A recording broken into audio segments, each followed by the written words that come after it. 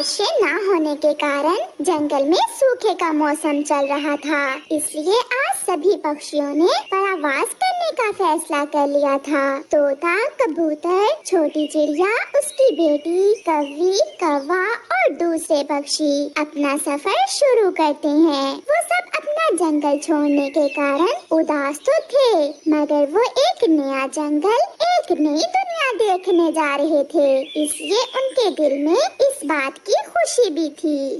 उड़ते उड़ते वो दूसरे जंगल में पहुंच जाते हैं। सब पक्षी अपना अपना घोंसला बनाने के लिए अपने अपने पेड़ की खोज में थे। तोते ने तो अपने लिए एक अमरूद का पेड़ ढूंढ लिया था।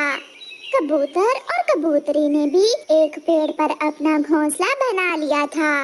चिड़िया की नजर एक पपीते के पेड़ पर जाती है और वो वहाँ जाकर बैठ जाती है।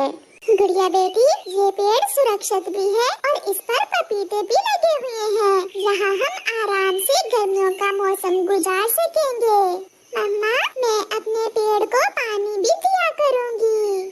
कौवे थे तो उनके साथी, मगर थे बहुत बुरे। चिड़िया को वहाँ बैठा हुआ देखकर आ जाते हैं। कालू जी, मुझे तो यही पेड़ पसंद है।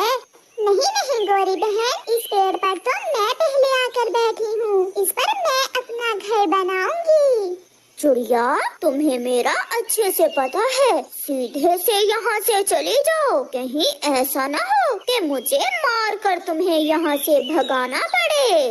बेचारी चिड़िया कमजोर थी, वो कौवे से लड़ तो नहीं सकती थी, इसलिए वो चुपचाप वहाँ से अपनी बेटी को लेकर चली जाती है। पास ही चिड़िया को एक आम का पेड़ नजर आता है। वो पेड़ इतना हरा भरा तो ना था, मगर फिर भी चिड़िया उस पेड़ पर जाती है। मम्मा, ये पेड़ तो सूखा हुआ है। बेटी, इस पेड़ पर किसी का घर नहीं है, इसलिए ये सूखा हुआ है। हम इस पेड़ पर अपना घर बनाएंगे और इसकी अच्छे से सेवा करेंगे, फिर ये पेड़ भी हरा भरा हो जाएगा। फिर वो सब अपने अपने पेड़ों पर अपना अपना घर बना लेते हैं। कबूतर, ये जंगल बहुत सुंदर है और यहाँ भोजन की भी कोई कमी नहीं है। ऐसे तोता भी अपने घोंसले में खुशी खुशी बैठा हुआ था। रात होने से पहले पहले चिड़िया और उसकी बेटी ने भी अपना घर बना लिया था। दूसरे दिन चिड़िया और उसकी बेटी नदी पर जाती हैं। वो नदी से ठंडा ठंडा पानी पीती हैं और थोड़ा सा पानी अपने आम के पेड़ के लिए भी ले लेती हैं। चिड़िया जैसे ही पानी आम के पेड़ को देती है तो वो पेड़ बहुत खुश होता है और चिड़िया से कहता है, चिड़िया, मैं सूखा हुआ जरूर हूँ, मगर आज तक किसी ने मुझे पानी नहीं दिया। अगर आप ऐसे ही मेरी सेवा करोगी तो मैं भी आपको मीठे मीठे आम दूंगा। फिर ऐसे कुछ दिन गुजर जाते हैं। चिड़िया का आम का पेड़ हरा भरा हो जाता है और उस पर आम भी लग जाते हैं, मगर आम अभी कच्चे थे। तो उसी कौवे ने अपने पेड़ से सारे पपीते तोड़कर खा लिए थे और अब उनकी नजर चिड़िया के आम के पेड़ पर थी। गोरी, चिड़िया का सूखा पेड़ हरा भरा हो गया है और तो और उस पर बहुत सारे आम भी लग गए हैं। अब चिड़िया खाएगी मीठे मीठे आम। ये नहीं हो सकता, वो मीठे आम तो मैं ही खाऊंगी। जो भी हो, मैं चिड़िया को वहाँ से भगा दूंगी। फिर कौवा और कौवी चिड़िया के पास जाते हैं। अब आप यहाँ क्या करने आए हैं? तुमने क्या सोच लिया कि ये पेड़ अब तुम्हारा हुआ? जब पिछली बार हम इस जंगल में आए थे तो इस पेड़ पर हमारा घर था। आंटी, हमने बहुत मुश्किल से इस पेड़ को हरा भरा किया है। हम इसे नदी से पानी ला ला कर डालते थे। छोटी बच्ची, तुम चुप कर जाओ, बड़ों की बातों में नहीं बोलते। अब जो भी हो, मैं ये पेड़ आपको नहीं दूंगी, मैं इसी पेड़ पर रहूंगी। तो फिर देखते हैं तुम कैसे मीठे मीठे आम खाती हो। गुस्से में गोरी और कालू वहाँ से चले जाते हैं। गोरी कौवी गुस्से की आग में जल रही थी। सारी रात वो सो नहीं पाती और फिर आधी रात कौवी कालू से कहती है, कालू, अगर वो मीठे आम मैं नहीं खाऊंगी तो मैं चिड़िया को भी नहीं खाने दूंगी। तो फिर चलो हम सारे कच्चे आम तोड़कर नीचे गिरा देते हैं और फिर सुबह रोएगी छोटी चिड़िया। मेरा सुंदर पति मेरी हर बात मान लेता है। फिर वो दोनों कौवे अपने घर से निकलते हैं। रात का अंधेरा था, सब सोए हुए थे।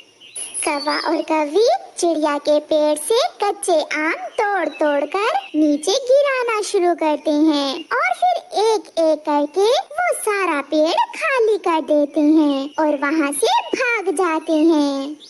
सुबह हो जाती है। चिड़िया जैसे ही अपने घर से बाहर निकलती है तो वो अपने पेड़ के सारे आम नीचे गिरे देखकर रोती हुई अपनी बेटी को बुलाती है। गुड़िया, गुड़िया बेटी, जल्दी आओ, हम लुट गए, बहुत बुरा हुआ। गुड़िया भी घर से बाहर आ जाती है।